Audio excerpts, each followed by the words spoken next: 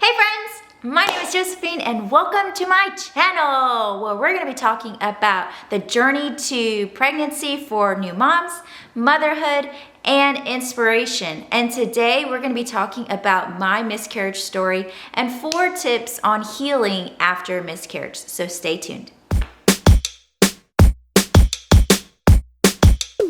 So late last year, we were expecting our first child. We found out in September of 2019, and I booked my 9-week appointment with my OB-GYN. And when we got there, we were expecting to hear the heartbeat. The nurse practitioner took out her Doppler ultrasound and started to try to find the heartbeat. And she couldn't find it, so she told us to go to the ultrasound room. We go to the ultrasound room. The ultrasound lady was quite rude. And she says she can't tell us anything and she has to give the results to the nurse practitioner.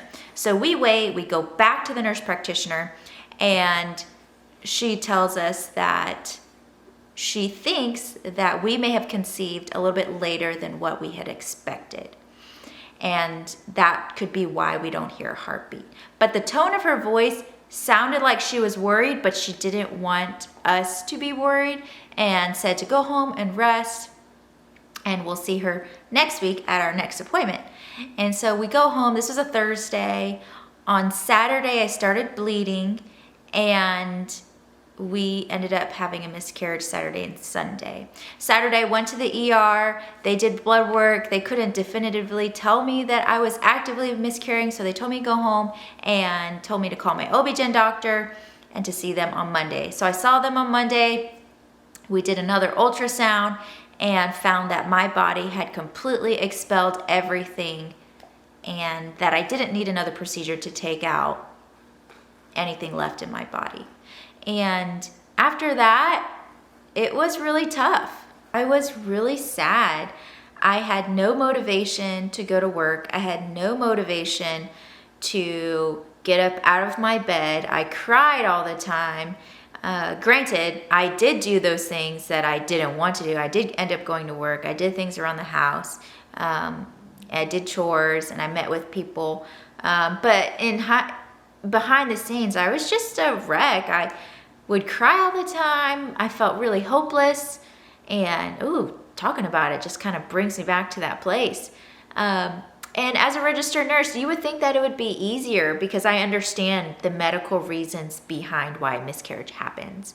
But that wasn't the case for me. I felt emotionally attached to the baby already. It was really, really tough just from an emotional standpoint. And the first thing that I did, I gave myself some time to be sad. And I understood that it was okay to be sad and for me to feel the loss of a baby, but it wasn't okay for me to just continue to stay there.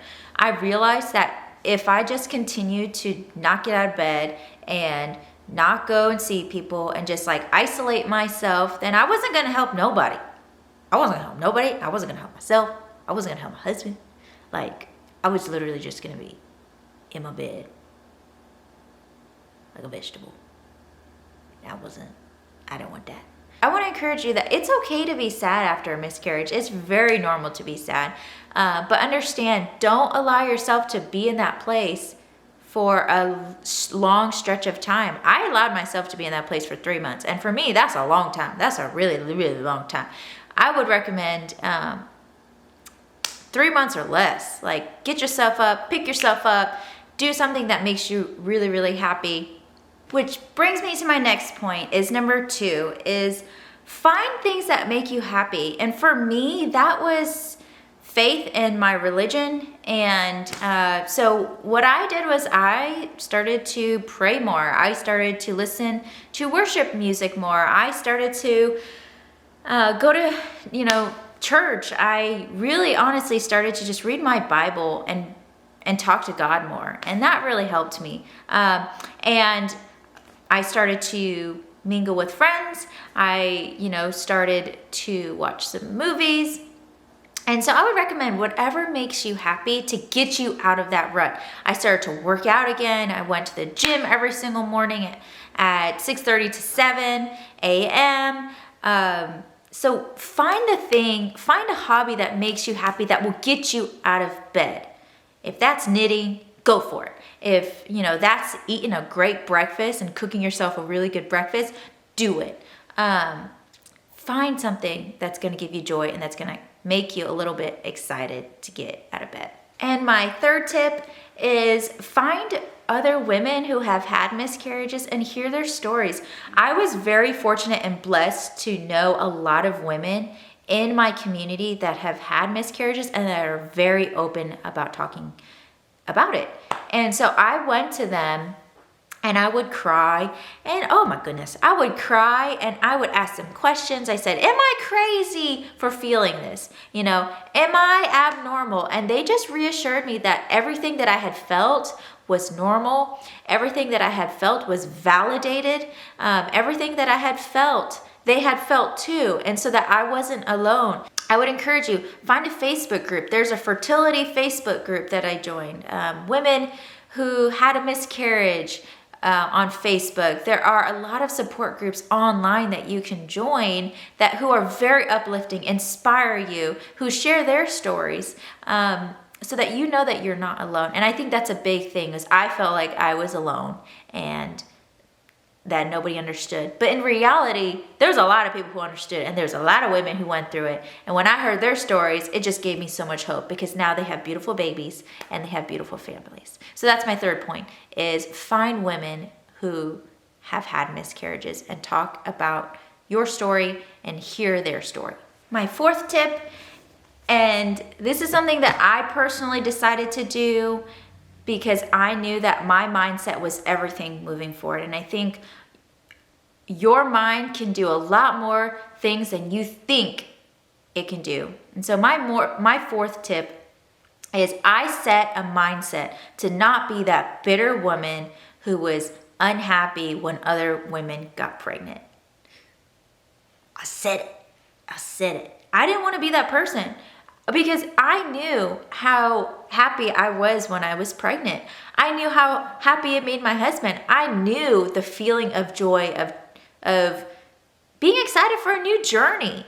And when I thought of that, I didn't want to be that woman who couldn't celebrate other women and the joys that a baby brings. So I told myself, I made a hard mindset shift, and I said, Joe, you will not be one of those women who gets bitter and angry if you haven't had your baby and you haven't conceived when other people have had a baby and who had or having kids. And after a miscarriage, you feel like everybody having baby left and right. Somebody just touches somebody else and they have a baby, like boom, and I'm over here just like, where my baby? Where my baby? And so I decided to have that mental toughness that if any type of bitterness rose in me and resentment towards another woman, I quickly killed that thought. And I immediately started speaking some truth and some life. And I would train my mindset. So I remember feeling this at my 3-month mark when I had said I wasn't going to be bitter. And I saw one of my friends get pregnant, and the first thought was like, oh, what about me? And immediately I squashed that idea and I said, no, I said, a baby is a gift from the Lord, and I am so happy for her. And I ended up praying for her on the spot when I saw on Facebook that she had announced she was pregnant. And after that, I started to just train my mind to always do that. And now I really don't get bitter when I see other women having babies. I'm at the 9th month of trying, and unfortunately we still haven't conceived yet. It's not our time yet. But I can still be happy, and I can still pull from that time where I was super excited that I was pregnant. But that took some time for me to train my mind and to be happy for other women, because I chose to be a woman who will celebrate other women and their babies. And my bonus tip is to say daily affirmations every single day. Every single day. What I would say my body was made to bear children from Genesis. I am complete and whole in Christ. From Colossians, I would say that my Father only knows how to give good gifts. From Matthew, that God is my strength and my refuge in times of trouble. From Psalms, and as I seek the Lord, I will lack no good thing. From Psalms. I would say that. And sometimes there would be days where I couldn't even utter it out loud, but I would say it in my mind and I would get up and I would say, today's going to be a better day. Look myself in the mirror and I would say, today's going to be a better day. Today I'm going to take more risks. Today I'm going to talk to one more person I wouldn't normally talk to. Today I'm going to smile, one more smile than I normally would, and I'm going to laugh today. Today will be better than yesterday.